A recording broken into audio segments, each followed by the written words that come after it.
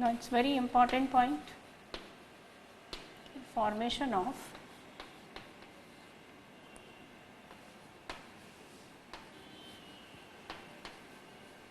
inorganic benzene. It's look like benzene, if it's called inorganic benzene.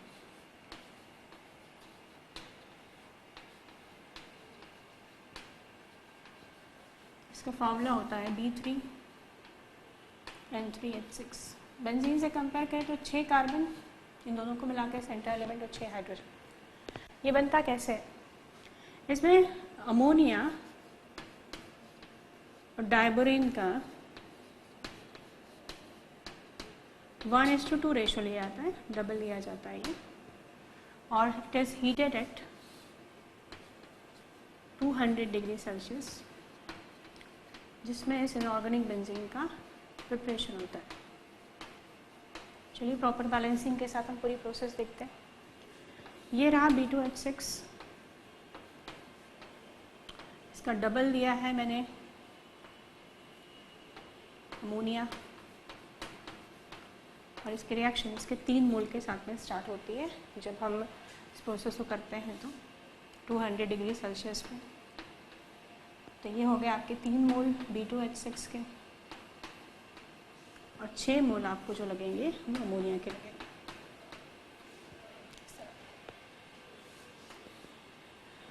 गर्म करने के दौरान ये कुछ इस तरह टूटता है। बोरॉन जो कि B2H6 लिखा है, अगर आप समझें तो ये मेनली BH3 के 2 पार्ट है। इसे इस तरह इसलिए लिखा जाता है क्योंकि आप जानते हैं कि नेचर में ये मिलता नहीं। तो जैसे मैंने B2H6 लिखा है, वास्तव में वो क्या है? BH3। इसमें काइंड ऑफ कॉम्प्लेक्स फॉर्मेशन होता है जिसमें ये अपना एक H नेगेटिव इसको दे देता है, self change to BH2 positive, और एक पार्ट बनता है BH4 नेगेटिव। क्योंकि इस पर पॉजिटिवली चार्ज आ गया है, ये अट्रैक्ट कर सकता है अमोनिया को एज ए लिगेंड, क्योंकि अमोनिया के पास लोन पेयर ऑफ इलेक्ट्रॉन होती है। तो ये जो 3 मोल है, इनमें ये रिएक्शन इस तरह होगी कि पहले BH3 में टूटा, इसने अपना एक हाइड्राइड इसको दिया, इट बिकम BH2 पॉजिटिव। तो ये जो BH2 पॉजिटिव है, इससे ये अमोनिया जुड़ जाएगा। 6 मोल में आपके,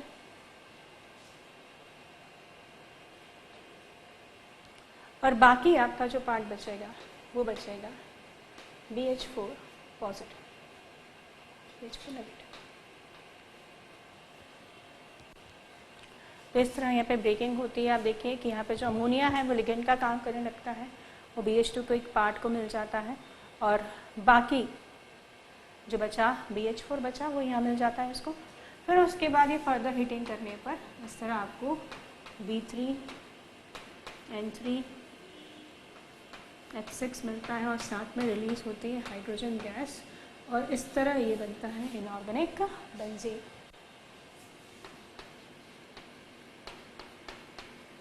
ये जो इनऑर्गेनिक बेंजीन है कई नामों से जाना जाता है, इसे इनऑर्गेनिक बेंजीन भी कहते हैं, और ये और जिन नामों से जाना जाता है उनमें से एक है बोरेजीन,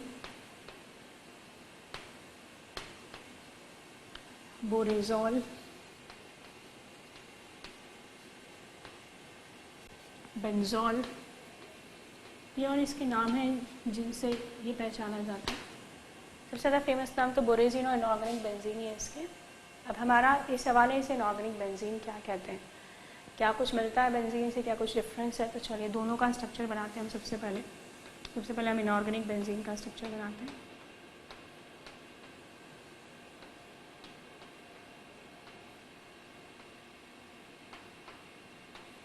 जैसे अल्टरनेट वहाँ पे कार्बन होता है, यहाँ पे ये है, और सबसे हाइड्रोजन जुड़ा हुआ है।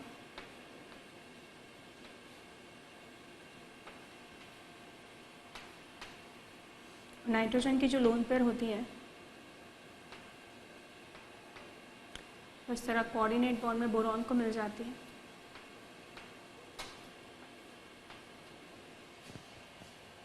और इसके बगल में ही मैं बेंजीन का स्ट्रक्चर ड्रॉ करती हूँ, जिससे आप को रिलेट कर सके दोनों के स्ट्रक्चर को।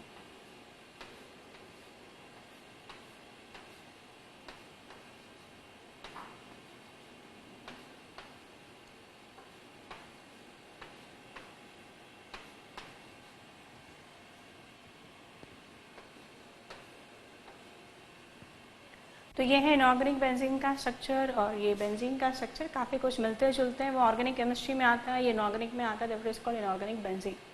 अब हम डिस्कस करते हैं कौन से पॉइंट है जो सेम है और कौन से डिफरेंट है। पहले हम इसकी सिमिलैरिटी की बात करेंगे जो काफ़ी पॉइंट में सेम है, फिर हम डिफरेंस की बात करें। दोनों में ही अगर आप देखें तो जो एटम्स है बोरॉन और नाइट्रोजन, ये sp2 हाइब्रिडाइज है। यहाँ 3 सिग्मा बॉन्ड दिख रहे हैं, ये बैक बॉन्डिंग पाई बॉन्ड की इक्विवेलेंट होती है, क्योंकि ये सिग्मा या पाई है तो इसे हाइब्रिडाइजेशन में काउंट नहीं किया जाएगा। तो जहाँ ये नाइट्रोजन sp2 है, वहीं ये बोरॉन भी sp2 है और यहाँ का हर कार्बन भी sp2 है। तो आप कह सकते हैं hybridisation is same.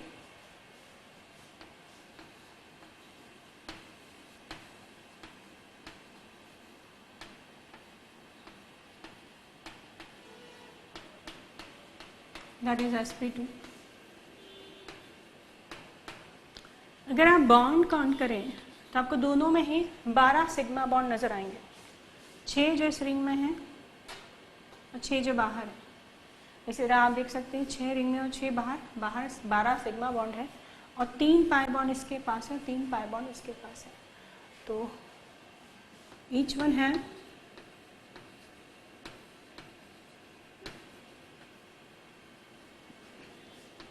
12 sigma bond and 3 pi bond. Third, जिस तरह बेंजीन आप पढ़ते हैं ऑर्गेनिक केमिस्ट्री में रेजोनेंस दिखाता है, वैसे इसकी भी इलेक्ट्रॉन पेयर डीलोकलाइज हो सकती है। तो it also show resonance, both of them show resonance.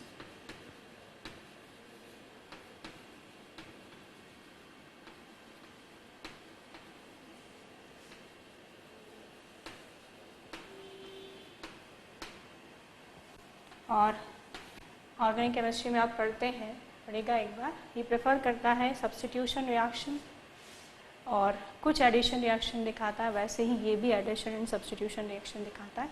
Main तो सब्स्टिट्यूशन होती है, पहले बात करते हैं। It prefer substitution reaction.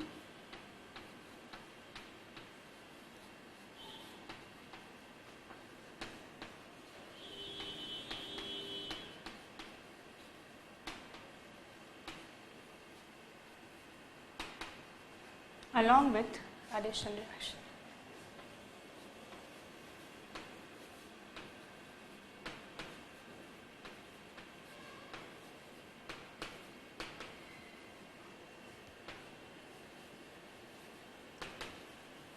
तो ये हो गया इनके बीच में point of similarity.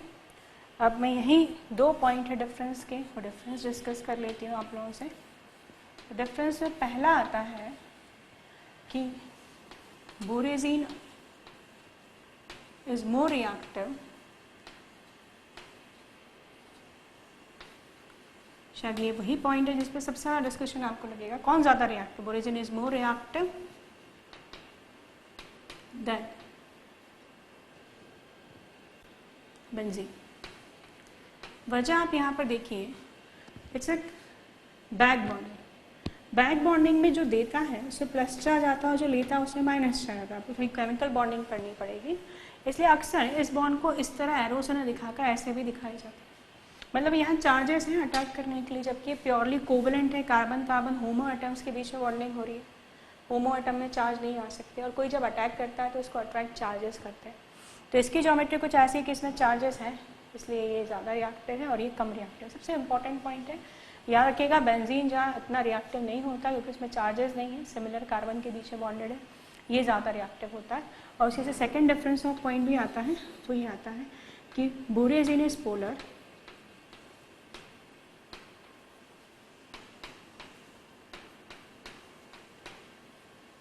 while benzene is non-polar.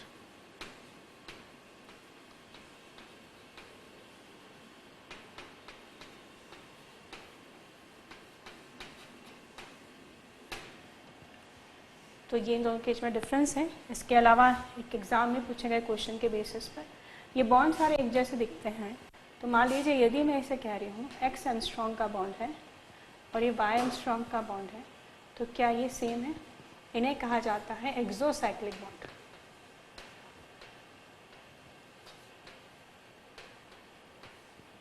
तो हमें ये याद रखना है कि एक्सोसाइक्लिक बॉन्ड सेम नहीं होते। वजह देखिए, जितना इलेक्ट्रोनेगेटिव डिफरेंस नाइट्रोजन और हाइड्रोजन में उतना आप जानते हैं बोरॉन हाइड्रोजन में नहीं है, क्योंकि इनमें डिफरेंस ऑफ इलेक्ट्रोनेगेटिविटी ज़्यादा है, पोलैरिटी ज़्यादा होगी बॉन्ड में, अट्रैक्शन ज़्यादा होने से बॉन्ड लेंथ छोटी हो जाएगी। मतलब Y angstrom is less than X angstrom. पहली बात, रिंग के बाहर जो बॉन्ड है उन्हें एक्सोसाइक्लिक बॉन्ड कहा जाता है। सवाल ये था कि क्या 6 एक्सोसाइक्लिक बॉन्ड की बॉन्ड लेंथ सेम है, तो वो नहीं है, क्योंकि नाइट्रोजन जो हाईली इलेक्ट्रोनेगेटिव एलिमेंट है, आप जानते हैं हाइड्रोजन का पॉजिटिव नेचर होता है, उसकी टेंडेंसी इलेक्ट्रॉन देने की होती है, और अगर वो इलेक्ट्रॉन देगा तो इनके बीच में पोलैरिटी ज़्यादा होगी इस बॉन्ड के कंपेयर में, और पोलैरिटी ज़्यादा होने से अट्रैक्शन बनेगा, जिससे बॉन्ड लेंथ छोटी हो जाएगी। इट्स वेरी इंपॉर्टेंट पार्ट जो हमने पढ़ा उसके रिगार्डिंग इनऑर्गेनिक बेंजीन और बोरेजॉल। अच्छे से याद रखिएगा। ऐसे एक इनऑर्गेनिक ग्रेफाइट भी होता है, और उस इनऑर्गेनिक ग्रेफाइट का जो फॉर्मूला होता है Bn होता है, तो इतना डिटेल में नहीं है आपको, पर जैसे इनऑर्गेनिक बेंजीन होता है वैसे इनऑर्गेनिक ग्रेफाइट भी होता है, और ये जो इनऑर्गेनिक ग्रेफाइट है इसका फॉर्मूला होता है Bn। तो ये भी याद रखिएगा।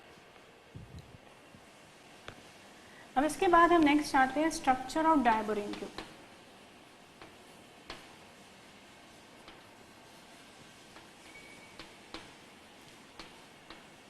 एक अनयूजुअल सा स्ट्रक्चर जैसा कुछ हमने BH2 में देखा था, वैलियम हाइड्राइड में बनाना बॉन्डिंग, अगर आपको याद हो तो वैसा इसमें दिखता है, पर ज़्यादा डिस्कस किया जाता है।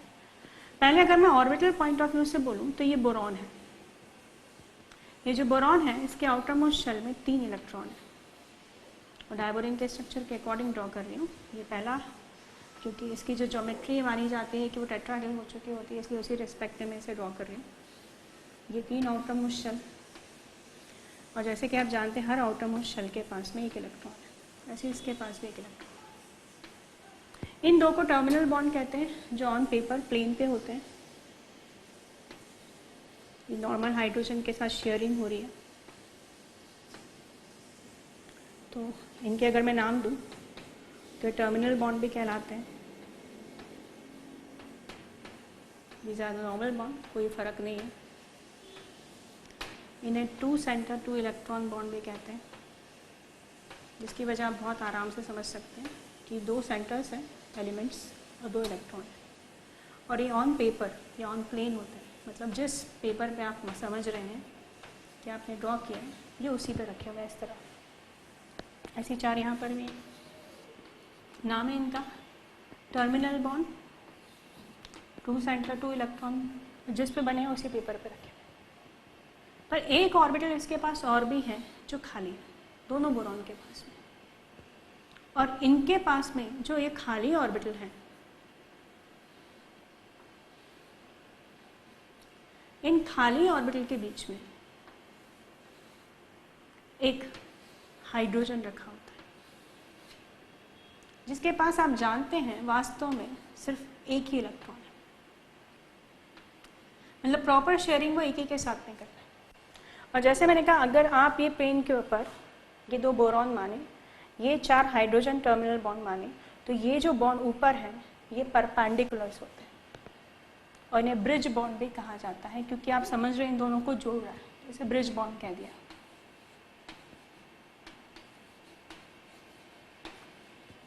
ये जब 2 इलेक्ट्रॉन पेयर एक दूसरे को रिपल करती हैं, तो मैं इस दूसरे कलर से दिखाने की कोशिश करती हूँ। ये कुछ ऐसा शेप ले लेते हैं,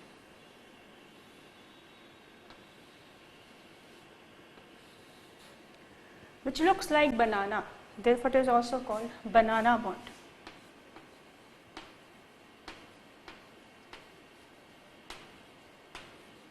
और ये वेरी इंपॉर्टेंट है, ये परपेंडिकुलर टू पेपर होते हैं।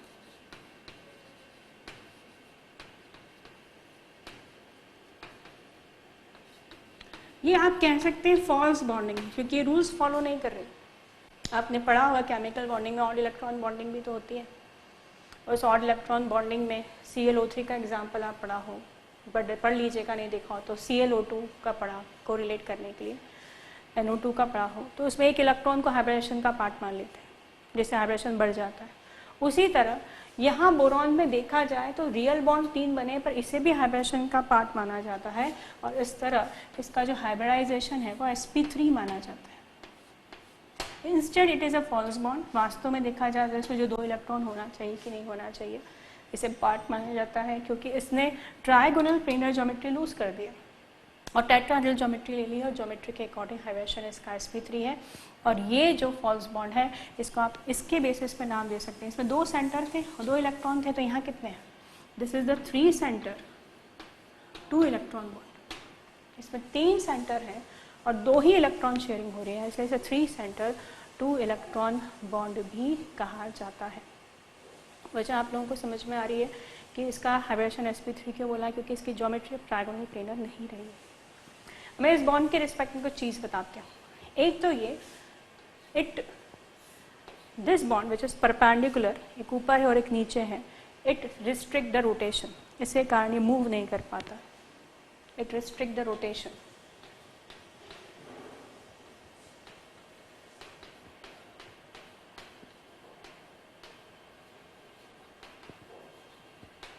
और दूसरा, अगर सब्स्टिट्यूशन रिएक्शन की बात करें तो अगर मुझे कहा जा रहा है B2H6 और मुझे इसे किसी से रिप्लेस करना है, सपोज क्लोरीन से रिप्लेस करना है, तो सिर्फ 4 ही क्लोरीन रिप्लेस होंगे, 2 क्लोरीन रिप्लेस नहीं हुए।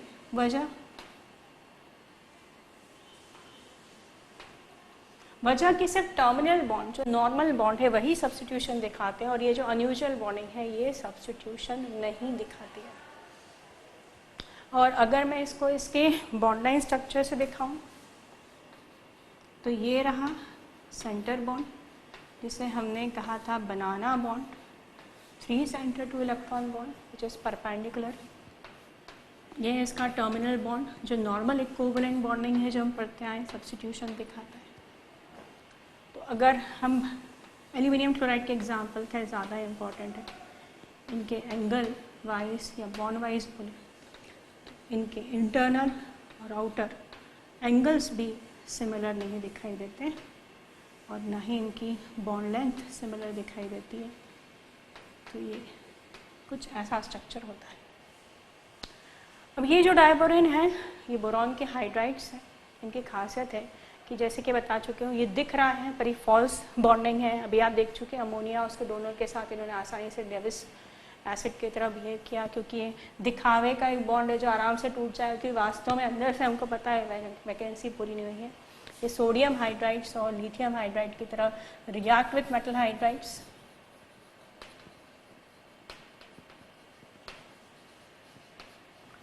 और इससे बनते हैं बहुत important reducing agent like lithium aluminium hydride and sodium borohydride. तो ये आप देख रहे हैं कि बोरॉन का हाइड्राइड और एल्यूमिनियम का हाइड्राइड, क्योंकि इनके पास जो हाइड्रोजन है वो इनको बैक बॉन्डिंग करके एक्स्ट्रा लोन पर देके इनका ऑक्टेट कंप्लीट नहीं कर सकता। और ये इस तरह की कॉम्प्लेक्स यूनिट होती है, लिखे ऐसे जाते हैं पर वास्तव में कॉम्प्लेक्स है जिसमें एक एम्प्टी ऑर्बिटल में पी में इसने एक हाइड्राइड लिगेंड से कोऑर्डिनेट बॉन्डिंग की है, वैसे इसने सोडियम के साथ में एक एम्प्टी ऑर्बिटल में कोऑर्डिनेट बॉन्डिंग की है। और आप जानते हैं they are very important reducing agent जिनकी स्टडी ऑर्गेनिक केमिस्ट्री में होती है। तो ये है डायबोरेन, जो याद रखिएगा इट्स इलेक्ट्रॉन डेफिशिएंट कंपाउंड। और आपसे पूछा जाए कि सब्स्टिट्यूशन किस में होगा तो वेरी इंपॉर्टेंट नॉर्मल सब्स्टिट्यूट होते हैं, ये नहीं होता है, ये परपेंडिकुलर होता है ऊपर, ये फ्री रोटेशन नहीं होने लगता, अपनी जगह स्ट्रिक्ट है। एक्चुअली फॉल्स बॉन्डिंग है क्योंकि एलिमेंट 3 है पर इलेक्ट्रॉन उनके पास शेयरिंग के लिए सिर्फ 2 ही हैं। अगर आप नहीं समझ पाए तो फिर से सुन लीजिए, इसे 2 सेंटर 2 इलेक्ट्रॉन इसलिए कहते हैं कि centre for metal elements and electrons. तो यहाँ पे कितने एलिमेंट्स हैं? 3, इलेक्ट्रॉन कितने हैं? 2, but is called 3 centre 2 electron bond.